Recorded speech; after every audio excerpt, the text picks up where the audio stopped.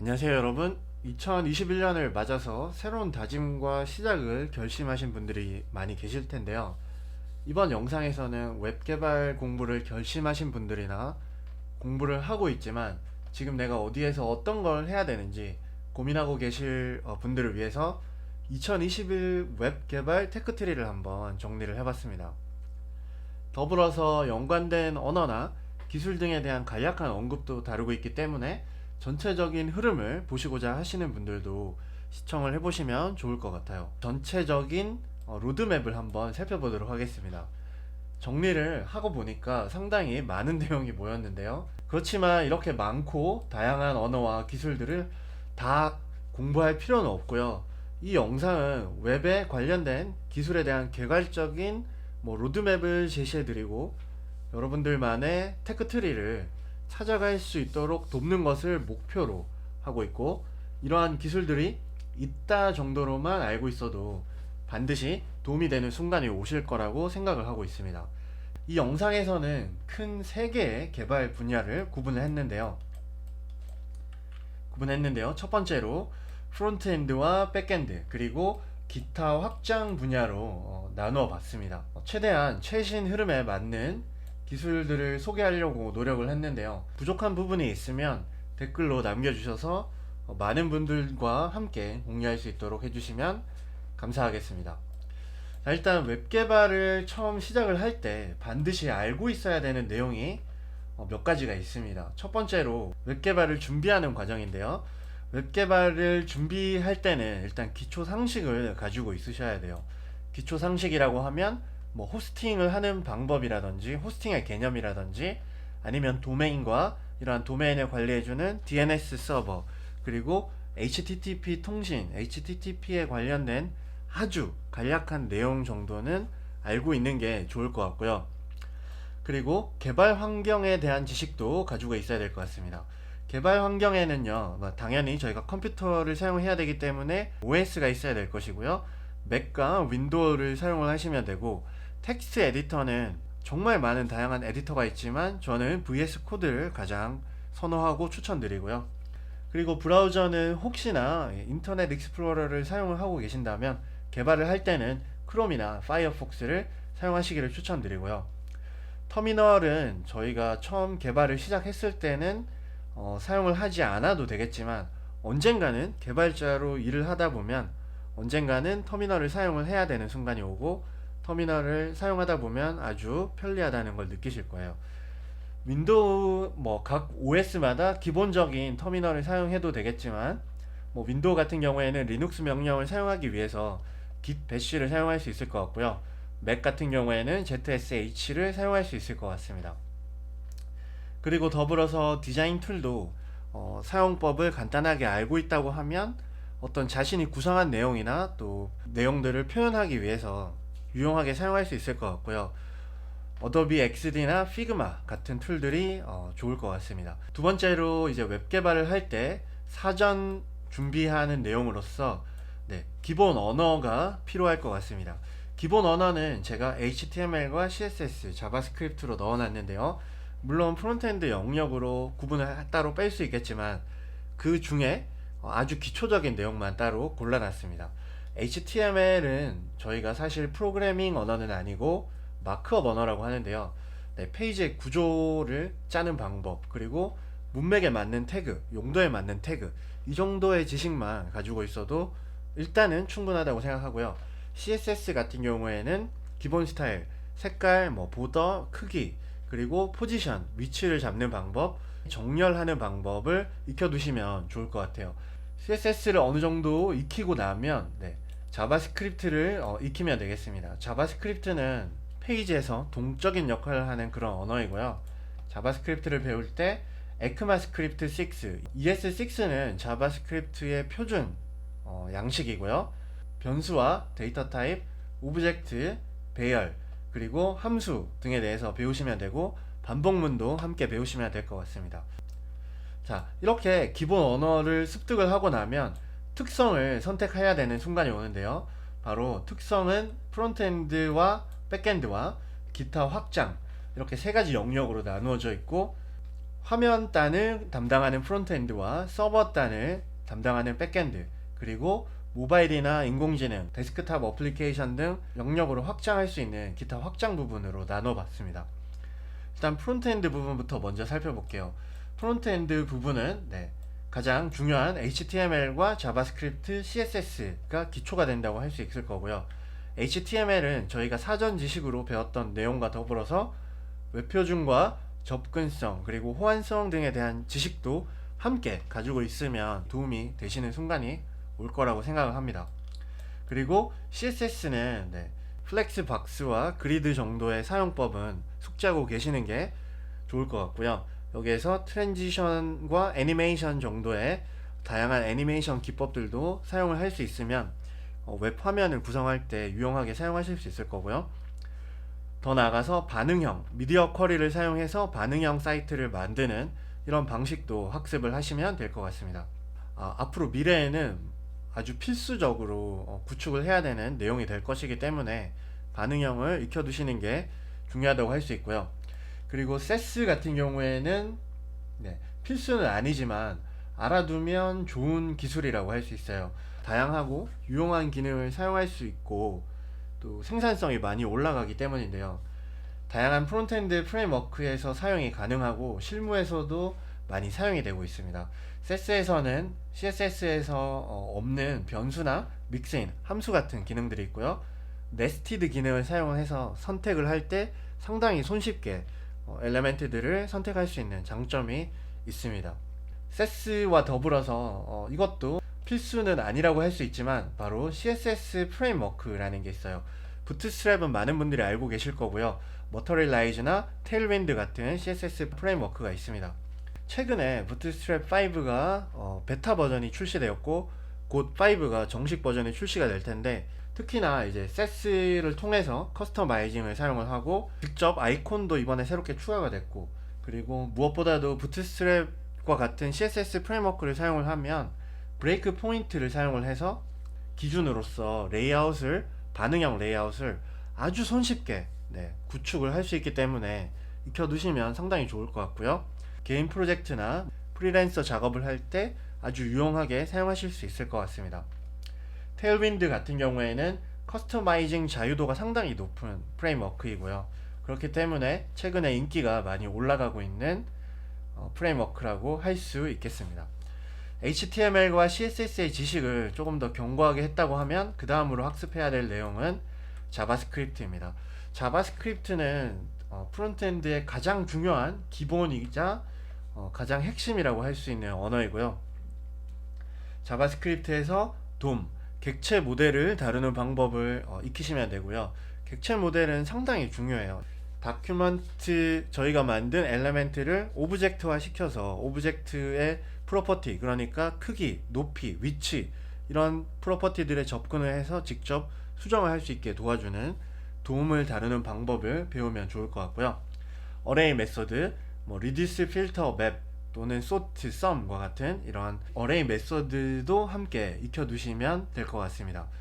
그리고 나서 제이슨과 패치 API를 통해서 서버와 통신을 해서 데이터를 받아오는 방법, 응답 값으로 받아오는 제이슨을 변환하고 제이슨을 다루는 방법, 이런 내용들을 공부를 하시면 될 것 같고요. 이 정도까지만 알고 있어도 프론트엔드 프레임워크로 넘어가실 수 있다고 일단 생각이 드는데, 여기에서 이제 조금 더 심도 있게 공부를 하시고자 하시는 분들은 스코프라든지 클로저라든지 이벤트 루프와 같은 이런 아주 핵심적인 그런 내용들을 공부를 더 깊게 해보셔도 괜찮을 것 같습니다. 자, 자바스크립트를 배웠다고 하면 이제는 프론트엔드 프레임워크를 하나 공부를 하시면 되는데요. 프론트엔드 프레임워크에는 여러분들이 잘 알고 계시는 리액트와 뷰와 앵귤러 JS가 있습니다. 리액트는 가장 인기가 있고 또 취업하는데 가장 보편적인 프레임워크라고 할 수 있어요. Vue.js는 리액트보다는 배우기가 조금 더 쉽다고 일단 생각을 하고 있고요. 커뮤니티도 리액트만큼이나 방대하고 도움을 받을 수 있는 라이브러리들도 많이 활성화되어 있기 때문에 두 번째로 무난한 프레임워크라고 생각을 하고요. 최근에 뷰3가 나오면서 프로젝트의 규모가 커질수록 이 코드 양이 상당히 방대해지는 그런 단점이 있었어요.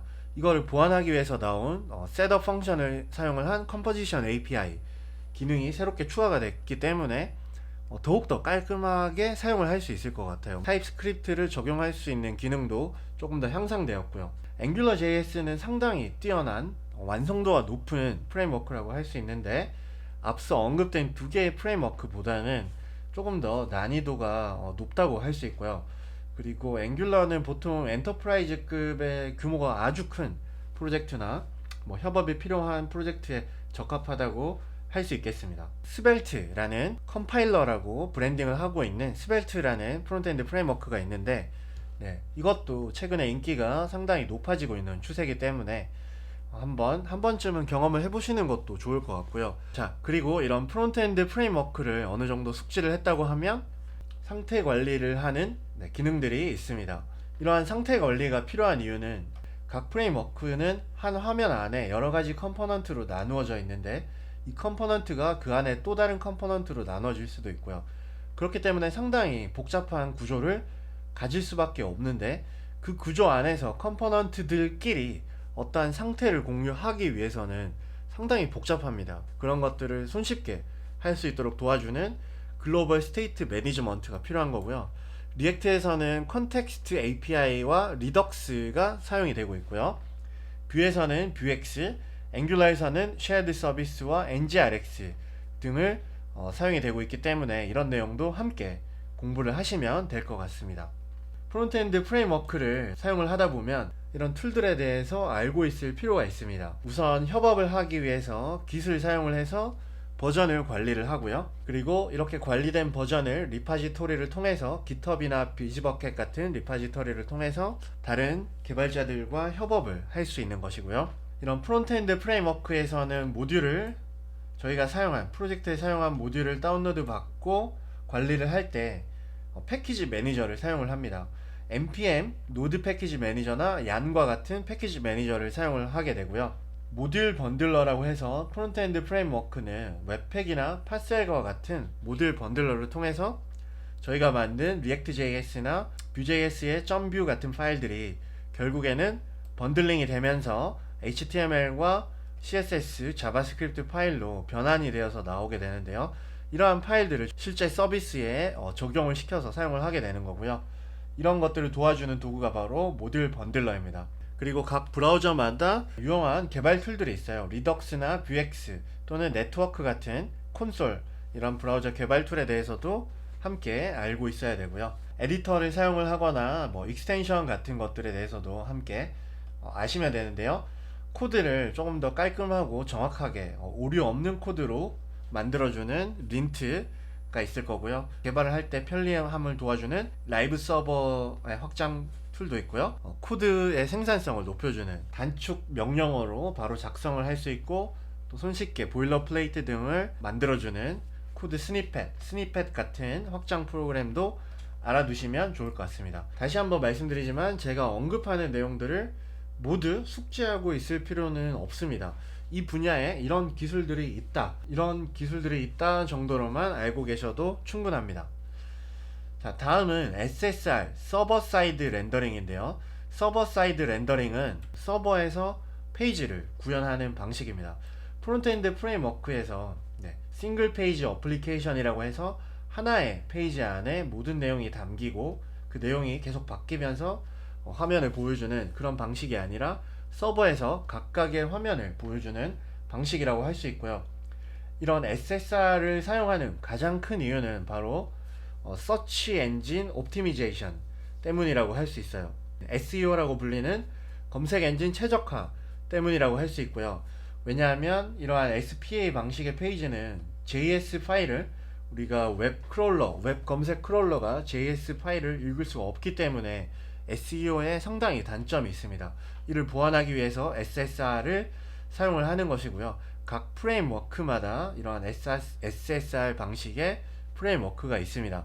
리액트는 Next.js, 그리고 Vue.js는 Nux.js, 앵귤러는 앵귤러 유니버셜과 같은 서버 사이드 렌더링이 있을 거고요. 최근에 또 다른 인기 있는 기술로는 바로 SSG, 스태틱 사이트 제너레이터가 있는데요. 이런 스태틱 사이트 제너레이터는 사실 세상에 나온 지는 조금 되었지만 최근에 많은 발전이 있으면서 함께 인기도 상승을 하였습니다. HTML을 정적 사이트 생성기를 통해서 스태틱 HTML을 생성하는 기술이고요. 이는 이제 잼스택과 함께, 잼스택 개념과 함께 사용되고 있어요.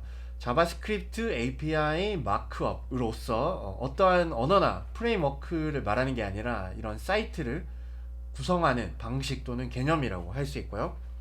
클라이언트 부분은 바로 자바스크립트가 처리를 하고 API를 통해서 비즈니스 로직을 제공을 하고 마크업으로 결과적 결과물을 제공해주는 방식입니다.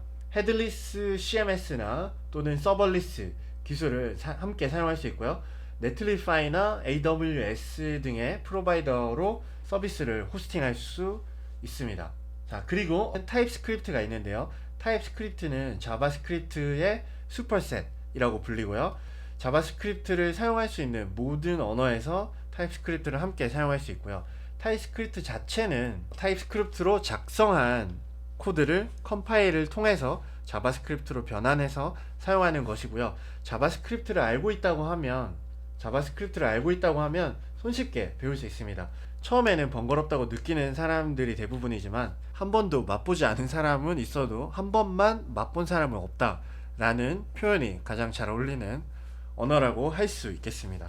자, 이렇게 해서 프론트엔드 부분에 대한 설명은 간략하게 끝이 났고요. 다음은 백엔드 파트를 한번 살펴보도록 하겠습니다. 백엔드는 데이터나 HTTP 요청이나 이런 응답에 포커스를 두고 있는 분야라고 할 수 있겠고요. 다양한 서버 사이드 언어가 있어요. 노드.js는 자바스크립트 기반의 서버 사이드 기술이고요.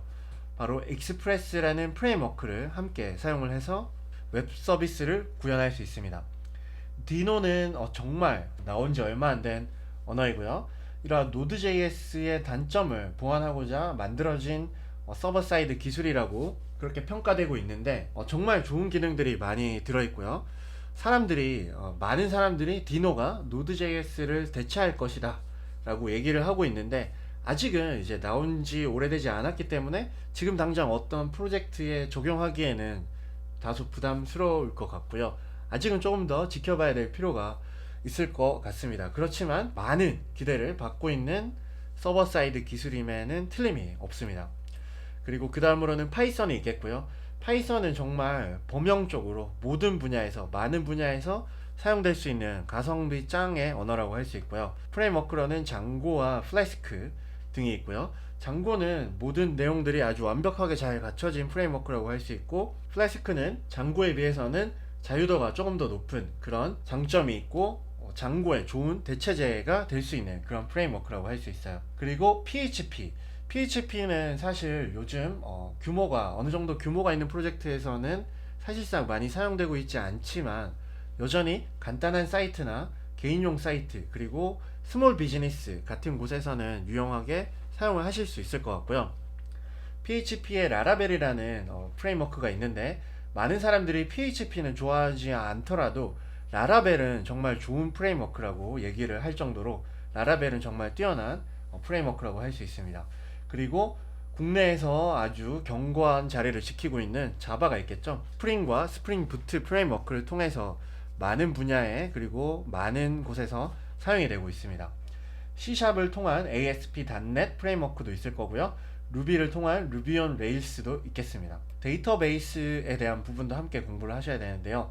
데이터베이스에는 PostgreSQL이나 MySQL, MSSQL 같은 Relational DB도 있겠고요. 몽고DB와 같은 다큐멘트 DB도 있습니다. 그리고 파이어베이스, 클라우드 기반의 파이어베이스 DB도 있고요. 어떤 큰 프로젝트에 사용하기에는 다소 무리가 있겠지만 작은 비즈니스에 사용하는 DB로는 아주 손쉽고 빠르게 사용할 수 있기 때문에 훌륭한 선택이라고 할 수 있고요. 엘라스틱 서치와 같은 검색 엔진 기반의 데이터베이스도 있습니다. 그리고 이러한 데이터베이스를 공부를 하게 되면 각각의 언어와 프레임워크에 따라서 ORM이라는 게 있어요. ORM은 Object Relational Mapper라고 불리는 거고요. 객체의 관계에 의한 매핑이 이루어진 기술이라고 할 수 있고요. SQL 쿼리를 직접 작성하는 게 아니라 객체 관계에 따라서 쿼리를 대신 날려주는 매퍼라고 생각하시면 되는데요. 이러한 기술을 사용함으로써 이제 단점도 사실 존재하지만 생산성과 함께 환경 변화에 대처하기 손쉬운 그런 장점도 있습니다. 몽구스, 시퀄라이즈, SQL 알케미, 파이썬, 트린, 엘로컨트, PHP, 그리고 스프링의 JPA 같은 ORM들이 있고요. 데이터베이스를 배우면 해당 언어나 프레임워크에 맞는 ORM도 함께 공부를 하시기를 추천드립니다. 데이터베이스를 통해서 저희가 사실은 RESTful API를 구축을 하게 되는데요. 이러한 RESTful API는 프론트엔드와 통신을 하게 됩니다.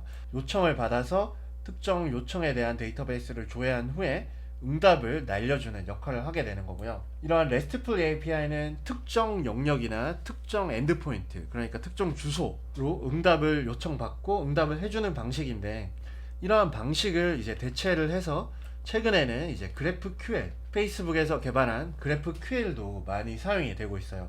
GraphQL은 API를 위한 쿼리 랭귀지로 사용이 되고 있고요. GraphQL은 이제 싱글 엔드포인트를 가지고 있고 필요한 데이터만 가져올 수 있다라는 그런 장점이 있어요. 그리고 쿼리를 요청하는 방식은 JSON과 흡사한 형태로 요청을 하고요. 넘겨받은 데이터는 JSON으로 넘겨받는 그런 특징이 있습니다. 자바스크립트와 이제 JSON을 어느 정도 알고 있다고 하면 쉽게 사용하는 방법에 대해서 배울 수 있고요. 리액트나 다른 프론트엔드 프레임워크에 손쉽게 적용할 수 있다라는 그런 장점도 있습니다. RESTful API와 더불어서 프론트엔드와 통신을 할 때 인증을 하는 그런 부분도 들어있을 텐데요. OAuth 2.0이나 JWT, JSON 웹토큰을 통한 웹토큰 인증을 하는 방식도 있겠습니다. 백엔드에서 그 다음으로 이제 함께 아셔야 되는 내용은 바로 배포를 하는 부분이고요. 배포를 할 때는 호스팅에 대한 지식도 있어야 될 것이고요. 국외나 국내 관련된 호스팅 서비스에 호스팅을 하는 이런 방법도 알아볼 수 있을 거고요. 웹서버를 통한 웹서버에 대한 지식도 함께 갖추셔야 될 겁니다. 엔진X와 아파치, IIS가 가장 인기 있는 웹서버라고 할 수 있고요. 그리고 이미지를 위한 클라우디널이나 아마존 서버의 AWS의 S3 같은 서비스가 있겠습니다. 이런 내용들에 대해서도 알아두시면 좋을 것 같고요. 그 다음으로는 마지막으로 기타 확장 부분에 대해서 한번 얘기를 해보겠습니다. 모바일 앱은 최근에 구글에서 개발한 플러터, 다트 언어를 사용하는 플러터를 사용을 하면 안드로이드와 iOS의 두 개의 플랫폼에 돌아가는 어플리케이션을 만들 수 있고요. 그리고 리액트 네이티브, 리액트를 사용해보신, 리액트를 학습하신 개발자라고 하면 아주 손쉽게 모바일 앱을 만들 수 있을 것이고요. 그렇지만 이제 아주 네이티브한 기능을 가기 위해서는 자바스크립트 외에도 네이티브한 코드가 필요한 경우가 있기 때문에 어느 정도의 한계는 있지만 대부분의 기능을 구현할 수 있는 리액트 네이티브가 아주 유용하다고 할 수 있을 것 같습니다. 아이오닉은 또 다른 자바스크립트 모바일 어플리케이션 프레임워크이고요. C샵을 사용하는 자마린도 있겠습니다. 그 다음으로 얘기해보고 싶은 기술은 바로 최근에 아주 인기가 많은 PWA, 프로그레시브 웹 앱인데요. 프로그레시브 웹 앱은 웹이지만 앱처럼 사용할 수 있는 말 그대로 웹 앱이고요. 서비스 워커를 통해서 오프라인을 통해서도 사용을 할 수 있게 됩니다. 그리고 아이콘을 통해서 앱처럼 저희가 실행을 할 수 있고요. HTTPS를 통해서 통신을 해야 되기 때문에 기본적으로 보안도 뛰어나다고 할 수 있겠습니다. 그리고 플래시 화면이라든지 아주 빠른 속도, 그리고 인스톨과 같은 네이티브한 기능을 사용할 수 있는 웹이지만 앱 같은 녀석이라고 생각하시면 되고요. 그 다음으로는 웹 어셈블리가 있겠습니다. 웹 어셈블리는 로우 레벨 바이트 코드이고요. 브라우저 단에서 담당해주는 역할을 개발할 때 사용하는 언어예요.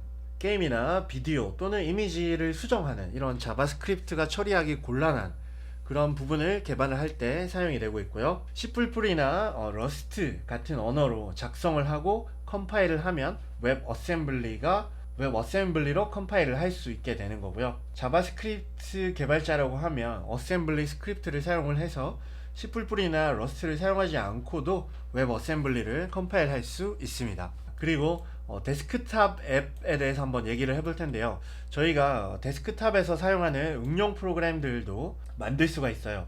바로 자바스크립트 기반의 Electron.js와 NW.js가 있을 거고요. 파이썬의 tkinter, 파이썬에 티킨터가 있을 겁니다. 일렉트론 JS는 사실 여러분들이 알만한 유명한 데스크탑 어플리케이션이 일렉트론 JS로 만들어졌는데요. 바로 비주얼 스튜디오 코드, 디스코드, 그리고 스카이프, 포스트맨 등등 셀 수 없을 정도로 아주 많은 어플리케이션이 일렉트론으로 제작이 되었습니다. NW는 일렉트론의 대체제로 사용이 될 수 있는 프레임워크이고요. 마지막으로 얘기해보고 싶은 분야는 AI 머신러닝인데요. 아무래도 이 머신러닝 부분에서는 파이썬이 킹이라고 할 수 있고요. 그리고 텐서플로우 JS나 브레인 JS를 사용하면 자바스크립트로도 일정 부분의 기능을 사용할 수 있게 되겠습니다. 머신러닝과 AI를 얘기하면서 한 가지 더 언급하고 싶은 부분이 있는데, 바로 이 음성 인식에 관련된 기술이에요. 구글 스피치 투 텍스트라는 기능을 사용할 수도 있을 것이고요. HTML5의 웹 스피치 API도 함께 알아두시면 좋을 것 같습니다. 자, 이상으로 웹 개발 전반에 관련된 총 정리를 한번 해봤는데요. 내용이 상당히 방대하지만 이 모든 것을 다 익히고 다 숙달하실 필요는 없고, 본인에게 맞는, 본인의 상황에 맞고, 또 본인이 지금 취업하고자 하는 목표 또는 이루고자 하는 목표에 맞는 언어를 찾아서, 그리고 기술을 찾아서 학습을 하시면 될 것 같습니다. 네, 오늘 준비한 내용은 여기까지고요. 이 내용이 여러분들한테 조금이라도 도움이 되는 내용이 되었으면 좋겠습니다. 감사합니다.